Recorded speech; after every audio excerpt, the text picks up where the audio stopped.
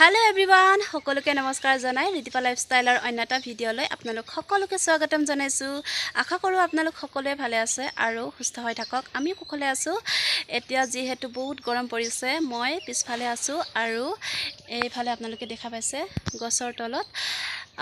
আজি মই আপোনালোকৰ মাজলৈ লৈ আহিছো এটা ইন্টাৰেষ্টিং ভিডিঅ' আৰু যাৰ ফলত আমি বহুত এটা বেনিফিচিয়েল পাম। আজি ঘৰতে মই হাৰ্বেল টি বনাম আৰু কেনেদৰে মই প্ৰস্তুত কৰিম হাৰ্বেল টি আপোনালোকে এইটো ভিডিঅ'ৰ দ্বাৰাই দেখা পাব আৰু আপোনালোকে অকণো স্কিপ নকৰিব। আজি মই অপৰাজিতা ফুলৰ পৰা হাৰ্বেল টি বনাম আৰু যিটো নেকি বহুত বেনিফিট আছে আৰু আপোনালোকে চাই থাকিব মই কেনেদৰে হাৰ্বেল টি বনাম। অপৰাজিতা ফুলৰ পৰা আমি ইমানখিনি বেনিফিট পাওঁ সেই বিষয়েও আমি আলোচনা কৰিম। অপৰাজিতা ফুল এবিধ ফুলে নহয়, তাত 100 গুণৰ পৰিপূৰ্ণৰে ভৰা এবিধ বনৌষধি ঔষধ হয় আৰু যিসকলে ব্যৱহাৰ কৰি আছে তেওঁলোকে বজাৰৰ পৰা হাজাৰ পইচা দি কিনি আনি ব্যৱহাৰ কৰি আছে আৰু যাৰ মূল্য হৈছে 100 গ্ৰামত 300 পৰা 400 টকা পৰ্যন্ত কিনি আনি তেওঁলোকে ব্যৱহাৰ কৰি আছে আৰু আমাৰ সকলোৰে ঘৰে যিহেতু অপৰাজিতা ফুল থাকে আৰু আমি খুব ধুনিয়াকে জুস কৰি বা চাহ কৰি খাব পাৰো আৰু অপৰাজিতা ফুল কিমানখিনি বেনিফিট আছে আমি সেই বিষয়েও আলোচনা কৰিম আৰু কোনবোৰ বেমাৰৰ কাৰণেও উপকাৰী, কোনবোৰ বেমাৰৰ কাৰণে ভাল সেই বিষয়েও আলোচনা কৰিম। এই ভিডিঅ'ৰ দ্বাৰাই আপোনালোকে অকণো স্কিপ নকৰিব আৰু মই কেনেদৰে হাৰ্বেল টি বনাম আপোনালোকে শেষলৈকে চাই থাকিব। তেন্তে বলক ভিডিঅ'টো আৰম্ভ কৰোঁ। অপৰাজিতা ফুলৰ পৰা আমি সাংঘাতিক ধৰণৰ এটা বেনিফিটছ পাওঁ, যিটো নেকি আমাৰ বডি মেইনটেইন কৰাত সহায় কৰে আৰু স্মৃতি শক্তি লগতে বঢ়ায়। অপৰাজিতা ফুলৰ পৰা আমি এন্টিঅক্সিডেন্ট পাওঁ, লগতে চুগাৰ নিয়ন্ত্ৰণত ৰাখে আৰু ব্লাড প্ৰেছাৰ নিয়ন্ত্ৰণত ৰাখে আৰু যেতিয়া আমাৰ মূৰৰ বিষ হয়, আঁঠুৰ বিষ হয় বা আমাৰ গাৰ বিষ হয় তেতিয়া আমি অপৰাজিতা ফুলৰ পৰা আমি চাহ বনাই বা জুচ বনাই আমি ৰেগুলাৰ ব্যৱহাৰ কৰিব পাৰোঁ আৰু যিখিনি আয়ুৰ্বেদিক মেডিচিন বনাই তাতেও অপৰাজিতা ফুল ব্যৱহাৰ কৰা যায়। অপৰাজিতা ফুলে আমাৰ শৰীৰটো সতেজ কৰি ৰাখে আৰু যেতিয়া আমি ভাগৰুৱা অনুভৱ হয় বা সদায় যদি টোপনি নাহে তেতিয়াও আমি অপৰাজিতা ফুলৰ পৰা আমি জুচ কৰি ৰেগুলাৰ ব্যৱহাৰ কৰিব পাৰোঁ আৰু যদি সৰু বাচ্চা আছে বাচ্চাকো আমি ৰেগুলাৰ খুৱাব পাৰোঁ।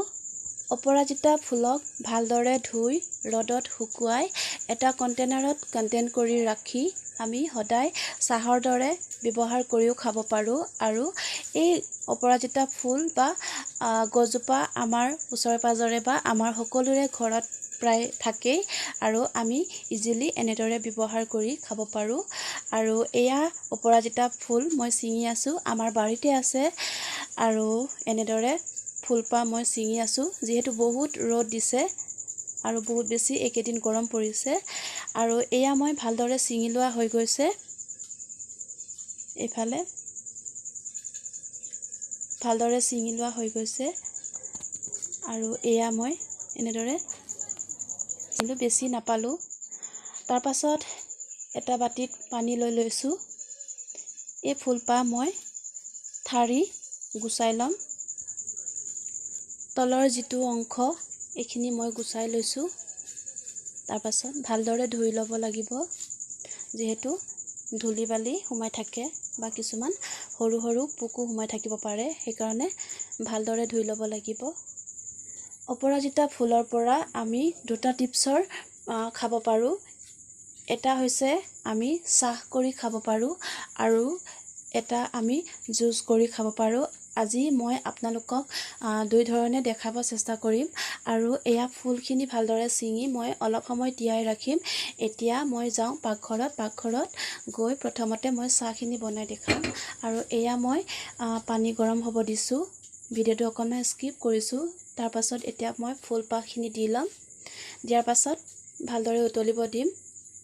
এয়া ধুনীয়াকৈ উতলিব ধৰিছে আৰু অকণমান কালাৰটো চেঞ্জ হৈ আহি আছে। ইয়াতে আপোনালোকে যিকোনো মছলা দিব পাৰে। মই ইয়াতে দিছোঁ অকণমান আদা দিছোঁ। আপোনালোকে ইচ্ছা অনুযায়ী মছলা ব্যৱহাৰ কৰিব পাৰে। তাৰ পাছত তেজপাত দিছোঁ এখিলা। তাৰ পাছত মই ইয়াত দিম মৌ দিম মৌ দিয়া ভিডিঅ'টো স্কিপ কৰা গ'ল। তাৰ পাছত এতিয়া মোৰ চাহ হৈ গ'ল। আপোনালোকেও ঘৰত এনেদৰে বনাই খাব পাৰে। আৰু যেতিয়া এই চাহকাপ বনাব ফুল পাহখিনি দিব তেতিয়া ইমান এটা কালাৰ নুঠে, কাৰণ যেতিয়া আমি মৌ দিম তেতিয়াহে কালাৰটো আহি যায়। আৰু তাৰ আগতে অকণমান ইয়াতকৈ পাতল কালাৰ হয়। আৰু এয়া মোৰ ব্লু টি ৰেডি হৈ গ'ল। এতিয়া মই হাৰ্বেল টি আপোনালোকক বনাই দেখালোঁ। তাৰ পাছত আকৌ এতিয়া পাকঘৰত যাম। পাকঘৰত গৈ এতিয়া জুচখিনি বনাই দেখাম। এতিয়া মই এটা বাচনত পানী গৰম হ'ব দিছোঁ। তাৰ পাছত তাত ফুল পাহখিনি দি লৈছোঁ। এইখিনিও একেটা চিষ্টেমতে উতলিব দিম। আৰু এয়া দেখিছে উতলাৰ পাছত কালাৰটো চেঞ্জ হৈছে। ভালদৰে উতলিব দিম। ভিডিঅ'টো অকণমান স্কিপ কৰি আছোঁ কাৰণ বহুত দীঘলীয়া হৈ যাব। আৰু এয়া ভালদৰে উতলা হৈ গৈছে। এতিয়া মই 1 ঘণ্টামান ৰাখিম, ঠাণ্ডা হ'ব দিম। তাৰ পাছত আপোনালোকক দেখাম। এয়া মই এতিয়া ঢাকন লগাই থৈছোঁ। তাৰ পাছত ঠাণ্ডা হ'ব দি আছোঁ। ঠাণ্ডা হোৱাৰ পাছত আপোনালোকক দেখাই আছোঁ। এতিয়া ভালদৰে ঠাণ্ডা হোৱাৰ পাছত এটা গ্লাছ লৈ লৈছোঁ। এই গ্লাছতে মই পানীখিনি বাকি লৈছোঁ। এয়া কালাৰটো একেবাৰে ব্লু কালাৰ আহিছে। ইয়াতে মই এতিয়া দিম মৌ। আপোনালোকে চেনি বা নিমখো দিব পাৰে। এতিয়া মই ইয়াতে অকণমান মৌ দিছোঁ, আধা চামুচ মৌ দিছোঁ। তাৰ পাছত মই ইয়াতে দিম নেমু টেঙা। নেমু টেঙা দিয়াৰ লগে লগে কালাৰটো চেঞ্জ হৈ যাব। খুব ধুনীয়া এটা কালাৰ আহিব। এতিয়া মই নেমু কেইটোপালমান মই চিপি দিছোঁ।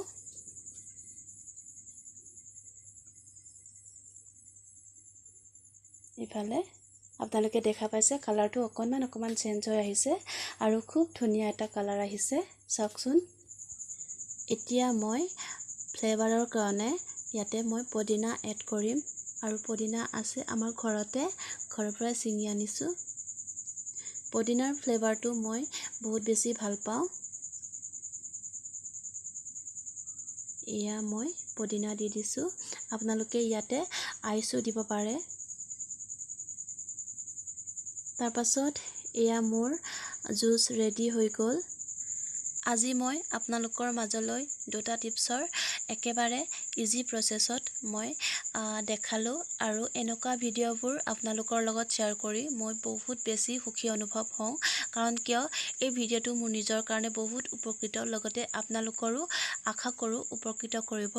আৰু আজিৰ ভিডিঅ'টো শেষলৈকে চোৱাৰ বাবে বহুত বহুত ধন্যবাদ। আৰু কোনোবাই যদি মোৰ চেনেলত প্ৰথমবাৰৰ বাবে আহিছে, প্লিজ চেনেলটো ছাবস্ক্ৰাইব কৰি দিব, কাষত থকা বেল আইকনটো অল কৰি ৰাখিব।